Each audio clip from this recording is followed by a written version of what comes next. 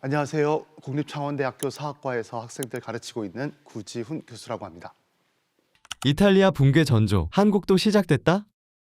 이탈리아, 한국 굉장히 비슷한 게 많은 것 같아요. 평행이론이라고 하지만 완전히 같다 그러면 좀 미안하죠. 한국 축구랑 이탈리아 축구는 역사도 다르고 리그도 다르고 규모도 다르고 심지어 국제대회에서 거둔 성과도 다르죠. 이탈리아 뭐 월드컵 4번이나 우승했고, 한국 물론 아시아에 강호긴 하지만 그리고 4강까지 가긴 했지만 우승을 경험한 나라는 아니잖아요. 비교해서 말할 수 있는 건 이런 것 같아요. 위험 신호는 비슷하다. 오고 있는 시그널은 같다라는 거죠. 이탈리아 축구가 이렇게 무너질 때도 사실 처음부터 막 이렇게 흐느적거리고 이랬던 건 아니었거든요. 유소년 대표팀은 계속 성과를 사실 내고 있었고 팬들도 여전히 많았습니다. 클럽들도 나름 이름값이 있었어요. 그럼에도 불구하고 A 대표팀이 반복해서 월드컵 무대에 서지 못한 거죠. 한국도 이번 북중미 월드컵에서 보면 이제 뭐 단순히 졌다라는 것보다는 더 심각한 지점이 있죠. 이번 대회부터 48개국 였잖아요. 48개국 중에 32개가 가는 거예요. 그러니까 진출하는 나라보다 떨어지는 나라가 적은 대회인 거예요. 그런데 못 갔단 말이죠. 심지어 스쿼드는 훨씬 좋은데. 직접적으로 이름을 거명하자면 손흥민, 이강인, 김민재 데리고 우리가 3승이나 못 갔다? 그러면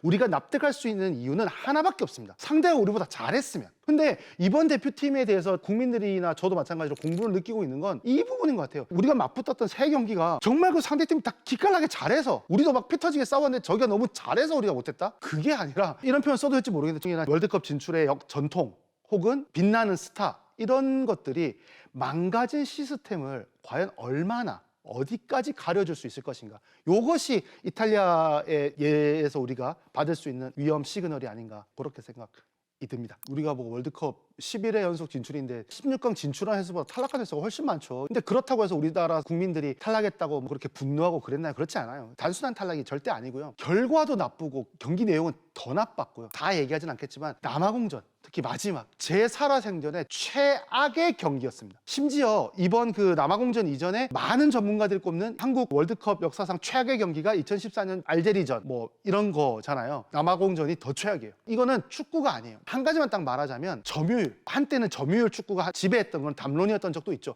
근데 현대 축구에서 이제는 또 점유율이 그 자체가 미덕이 아니고 그 점유율을 갖고 있는 만큼 뭘 많이 했느냐, 결과물을 만들어냈느냐인 거죠. 막말로 맨 뒤에서 서로 볼만 돌리고 있으면 점유율 올라갑니다. 아무것도 안 한 거잖아요, 결국. 그러니까 그 점유하고 있는 시간 동안 상대를 어떻게 흔들었는지, 어느 공간을 팠는지, 어떻게 그 약속된 플레이로 슈팅을 만들었는지, 만약에 그게 안 됐을 때는 거기에 대응하는 훈련, 이런 것들을 이제 하려고 이제 합숙도 하고 하는 건데 전혀 그런 게 안 돼 있었던 거죠. 공만 가지고 있었지 그 공이 상대 팀을 무너뜨리는 걸로 플레이로 연결되지 않았단 말이에요. 지금 저 선수들이 뛰는 클럽들이 세계 쟁쟁한 클럽들이란 말이에요. 그런데도 이 이름값이 팀의 어떤 구조라든가 이 실력을 대변하지는 못했습니다. 이게 문제인 거죠. 전술 문제가 아니다. 이것이 없다? 상당 부분 저는 타당하다고 생각을 합니다. 다만 결과가 분노했고 그다음에 경기 내용이 좋지 않았기 때문에 이거를 전술이 없었다, 전술 부재다 라고 딱 정의 내리기는 조금 어려울 것 같아요. 냉정하게 말씀드리면 홍명보 감독도 자기 전술이 있어요. 너무 그걸 고집해서 그렇지, 정확하게 말하자면 반복 가능한 어떤 모델로 묶어내거나 아니면 대응하거나 그 선수의 특징을 살리거나 이렇게 해야 되는데 그걸 못한 거예요. 이 능력들을 쌓고 다른 선수를 얹어서 대표팀 전체의 능력을 이렇게 키우는 걸 해야 되는 게 감독인 건데 그거를 안 했고, 이럴 땐 이렇게 해라, 저럴 땐 저렇게 해라, 약속된 어떤 유기적인 플레이를 통해서 개개인이 아니라 팀이 움직여야 되는데 그게 없었다라는 거죠. 이번 월드컵에서는 손흥민 어떻게 쓰려고 했는지 도저히 감이 안 와요. 마지막 경기에 뺐잖아요. 선발에서 빠졌잖아요. 에이스를 60분에 빼는 감독이 어디 있습니까? 강팀을 상대로는 어떻게 해야 되고 약팀을 상대로 어떻게, 이런 거 전혀 답을 보여주지를 않았어요. 그러다 보니까 이제 전술 부재라는 비판이 나오게 되는데, 이 전술 부재라는 비판은 단순히 감독이 전술을 모른다 이런 의미로서의 비난이라기보다는 대표팀이 어떤 모델로 어떻게 움직여야 할 거라는 것, 이런 그 테마를 팀 전체가 공유하고 있지 못했다, 이렇게 보는 게 맞는 것 같습니다.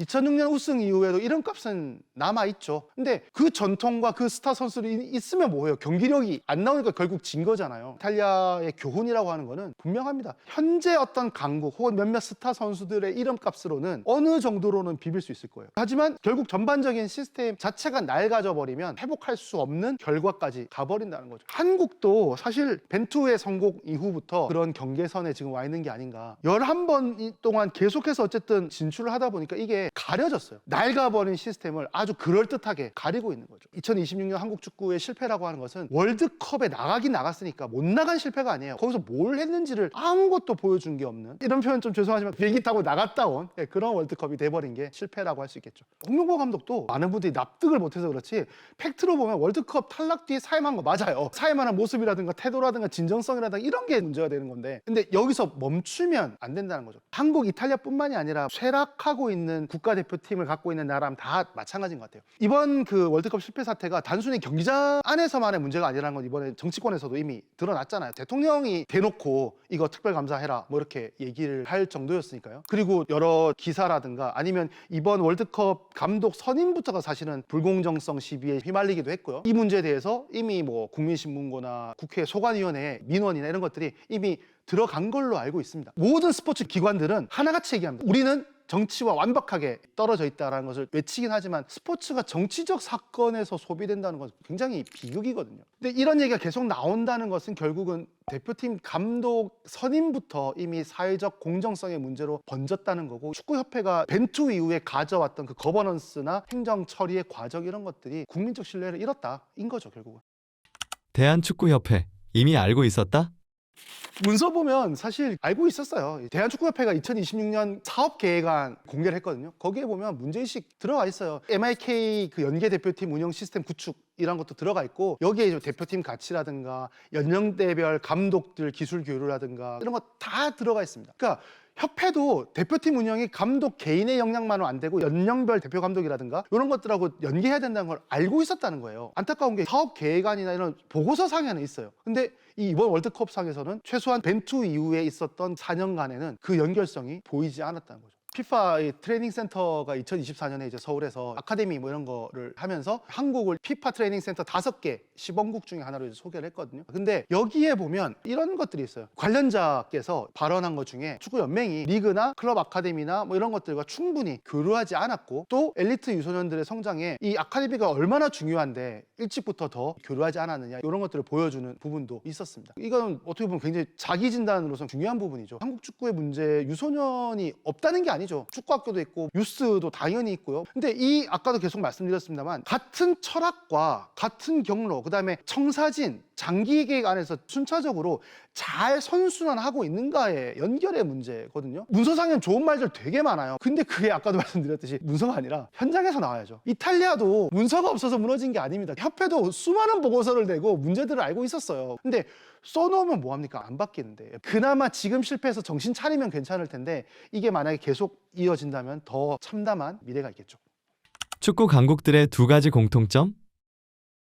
두 가지를 봐야 된다고 생각하는데, 이 두 나라의 공통된 문제는 유소년에서 성인 무대 넘어가는 경로예요. 그리고 대표팀과 자국 리그, 이 두 개를 지금 잘하고 있다고 해서 그 나라가 축구를 지금 현재 잘하는 건 아니지만 축구를 전통적으로 잘해왔던 나라들을 보면 이 두 개를 잘했어요. 제가 뭐 축구업에 있는 사람이 아니잖아요. 그냥 축구 좋아하고 좀 축구 현장에 있는 사람들하고 좀 많이 알고 하는 그런 정도일 뿐인데, 그런 저 같은 사람한테도 이런 얘기가 들어올 정도면 이거 진짜 심각한 문제거든요. 아시안 게임이라든지 올림픽 실패 이런 것들이 월드컵 대표팀 실패와 별개가 절대로 아니에요. 다음 월드컵에 정말로 진지하게 손흥민 못 나갈 수 있거든요. 이강인 다음 대회 때 30살이에요. 그럼 그 멤버들 누가 채워줘야 되는데 이게 유소년이 없으면 당연히 안 채워지겠죠. 그러니까 앞에 올림픽 실패가 어떻게 보면 월드컵 대표팀 실패보다 더 시그널이 먼저 온 거였는데, 성인 대표팀에서도 이제 같은 문제가 난 거예요. 축구연맹이 2026 올 시즌부터 K리그 1에서 22세 이하 출전 의무 규정을 완화했어요. 대신에 22세 이하 선수의 엔트리 등록으로 바꿨어요. 그리고 외국인 선수 보유 제한을 폐지하고 리그1 경기 출전 선수를 이제 4명에서 5명으로 늘렸습니다. 이러한 것들을 보면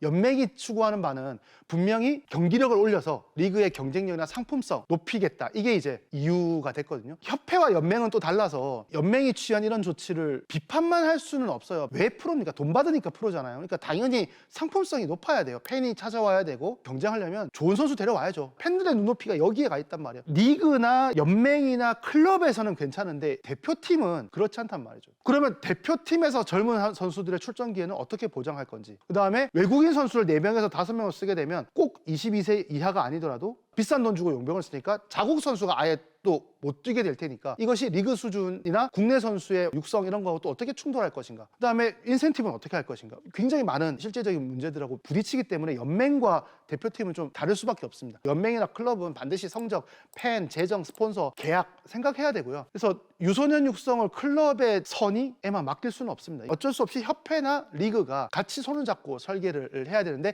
이탈리아가 여기서 실패했다는 거죠. 한국과 이탈리아가 공통적으로 함께 주목하고 조심해야 될 부분들은 바로 이 점인 것 같아요. 공 잘 차는 어린 선수가 많다는 것과 이 많은 선수들이 그 풀 그대로 자국의 리그 팀으로 가고 성인 대표팀의 주축으로 가는가, 이거는 완전히 다른 문제거든요. 같은 연령별 대회 우승 몇 번 더 한다고 유소년이 잘 됐다? 이렇게 보기는 조금 어려울 것 같아요. 되게 뼈아픈 얘기지만 한국 축구가 지금 해야 할 일.